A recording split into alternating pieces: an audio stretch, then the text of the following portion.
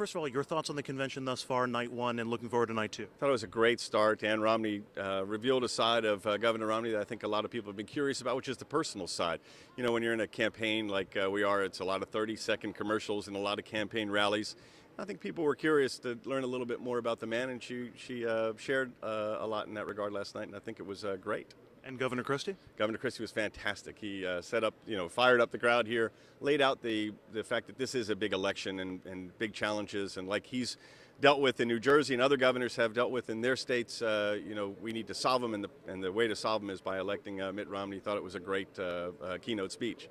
The polls have indicated that there is something of a gender gap at this point. Concerns about women's health issues may be factoring into that.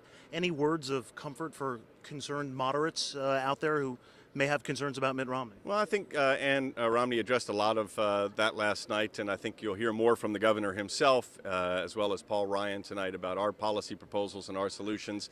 Historically, there's been a gender gap on for both parties. Republican candidates have outperformed with men relative to the general population. Democratic candidates have outperformed with women relative to the general population. The key is how big is the gap on each side, and I believe that come November, it's going to narrow considerably. Another area of gap is when it comes to race.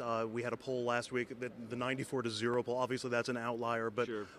Is there any words of comfort you can give to minority voters out there who may be looking at those numbers and saying, I don't know? Yeah, we are working very hard to appeal to every segment of our country, and the fact is, if you're, for example, African American voters, the unemployment rate for African Americans is nearly twice as high, or about twice as high as that for white Americans, and people care about the economy, jobs, getting things going again. Mitt Romney is someone who can do that, and I'm optimistic that we're going to see gains across the electorate, regardless of background. We've heard some voters who are concerned they're not hearing a lot of policy solutions coming from the Romney campaign so far. It seems to be running in opposition to President Obama.